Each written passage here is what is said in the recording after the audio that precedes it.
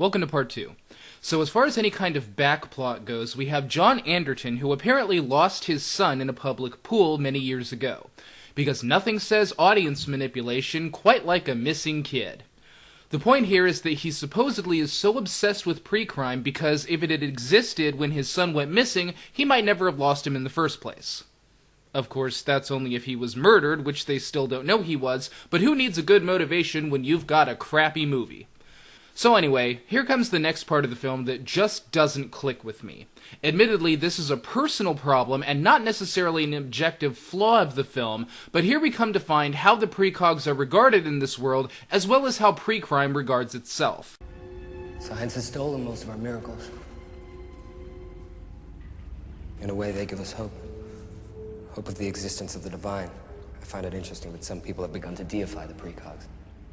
Well, come on, Chief. The way we work, changing destiny and all, we're more like clergy than cops. I don't know about anyone else, but when I see 3 mutated psychic kids bathing in milk who tell a bunch of cops what's going to happen via computer monitors, the first thing I think of is clergy. So yeah, the way you guys change destiny definitely makes you like clergy. Or psychiatrists. Or psychologists. Or scientists. Or advisors. Or close friends. Or close family members. Or pretty much anyone in the world who interacts with other human beings in a way that changes their destinies. I'll get into what's wrong with the religious aspect of this film later on, but for now, here is basically what happens. One of the precogs wakes up and shows Anderton a video feed of an old murder. So to investigate, he goes down to see the detainees, and here we see what kind of punishment you receive if you're found guilty of a crime you were going to commit.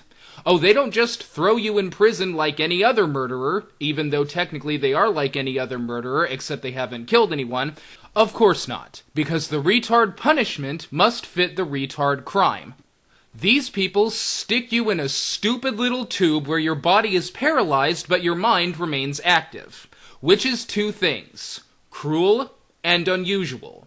But again, a highly experimental agency has apparently gotten insane legal dispensation, proving that everyone that runs this fictional United States is a fucking moron. Anyway, Anderton asks to see the female precog's vision of the murder separate from the visions of the other 2, but the guy down here can't seem to find it, which apparently is odd. Anderton discusses this with the father of pre-crime, who says he'll look into it. So the next day, Anderton comes in to find that a murder is going to take place. This one is apparently premeditated, so they have a while to find the guy, but apparently, lo and behold, it seems that Anderton is going to be the murderer. The victim is a man by the name of Leo Crow, whom Anderton has never met. Anderton tries to hide this information from everyone in the room, but the guy who milks the precogs oversees it on the monitors. You've always been nice to me. I'll give you 2 minutes before I hit the alarm. Whoever wrote that line, fuck you. He's either gonna help him, or he's not. What's with this 2 minutes bullshit? Oh, that's right, it creates a ticking clock, giving Anderton time for an exciting escape. Yeah, fuck you. So Anderton gets away, and is now a wanted man. And remember all that setup stuff about the precogs, predetermination, law, backstories, and metaphysics? Well, say goodbye to all that, because now this is just a dumb chase movie for the rest of the time. Fuck you. Anderton tries to get away in his car, but it's apparently overtaken by the powers that be. We then see that the road system in this fictional world is just as retarded as the legal system, as someone apparently proposed this design, and the city official said, sure, why not, he'll good. So in the words of Norm Macdonald, it's all part of the city officials' plans to have a huge disaster. Oh, and it also gives Anderton a chance to act out a stupid stunt scene. That's right, we've gone from supposedly deep philosophical, religious, and metaphysical discussions to someone hopping from car to car on the freeway. Fuck you! So after this, we get back on track with the story. Oh no, I'm sorry, that's what would have happened if this movie had been good. After this dumb chase sequence, we then punt over to another dumb chase sequence.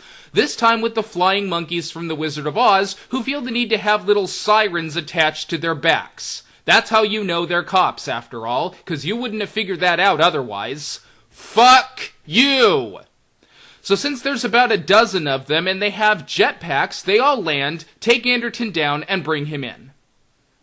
Oh no, I'm sorry. That's what someone who wasn't retarded would have done. Doesn't have to be like this, John. Everybody runs. Just get him. Get your 6 sticks ready. Stop beating around the bush. Just get him. Slow down, Chief. Just take it easy. There's 6 of you. Just fucking rush him. No sudden moves, Chief. Do something! But of course, our main character manages to eliminate a bunch of people in jetpacks for no other reason than that he has main character powers. And no, don't try to adjust your monitors, the scene really does look this stupid. So after this dumb waste of time, we then get back on track with the story. Oh no, I'm sorry. That's what would have happened if this movie had been good. After sitting through 2 full dumb chase scenes, we then segue into another dumb chase scene, this time in a car factory. And God, do I wish I were kidding about this, but I'm not. The chase resolves with Anderton getting built into a car and the car driving away with him. Because hey, these are just cops after all, they can't just shut the line down or anything. So I guess in this retard world, cars are built and then immediately drive themselves away. Or, well, maybe they're just transferred immediately from the factory to the dealership, but that doesn't seem to be what's happening here because Anderton just drives to some old lady's mutant garden. I'm not kidding about that either.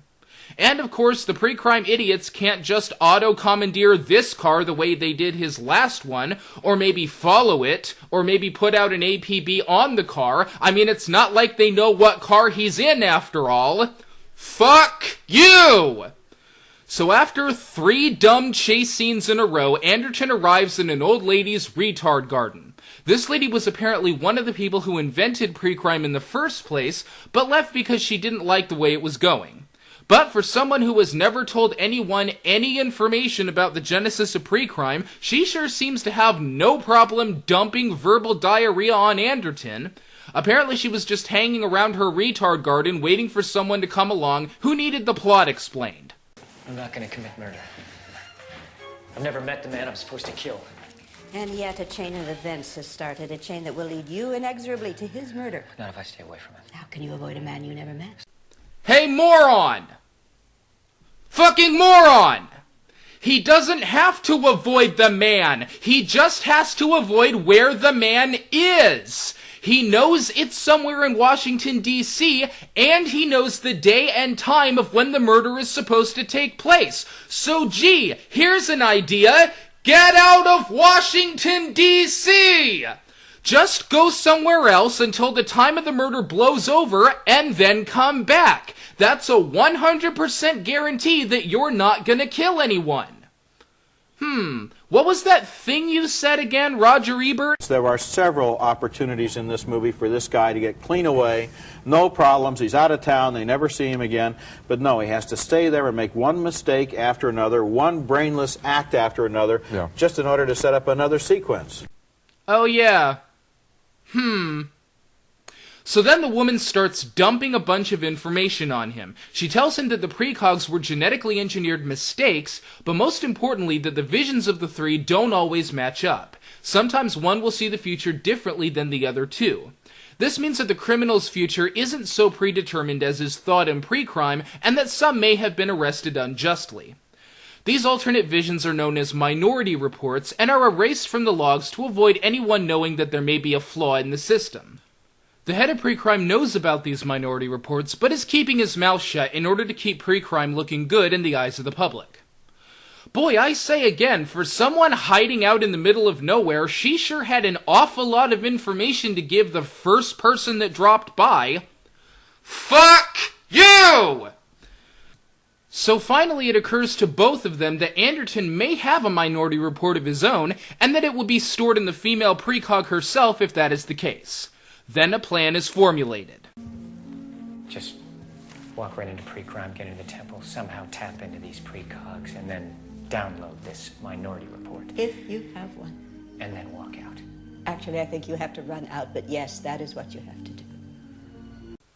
Okay, If you have no problem blabbing all this to the first guy that walks into your retard garden, and you have no problem with said guy finding the Minority Report, which would bring down pre-crime, then here's a brilliant idea for you. Why don't you tell someone about the Minority Report? Or failing that, why don't you tell someone about the Minority Report? Tell a reporter, tell another legal branch, tell the media. There are any number of things you can do to get this out in the open, the least of which is going yourself and getting it. And even if you do want to get it yourself, the Minority Report isn't going anywhere. At the very least, you can just wait until after the time of the murder you're about to commit, and then walk in as an innocent man and just download the data. What was that thing you said again, Roger Ebert? There are several opportunities in this movie for this guy to get clean away. No problems. He's out of town. They never see him again. But no, he has to stay there and make one mistake after another, one brainless act after another, just in order to set up another sequence. Oh yeah. Fuck you.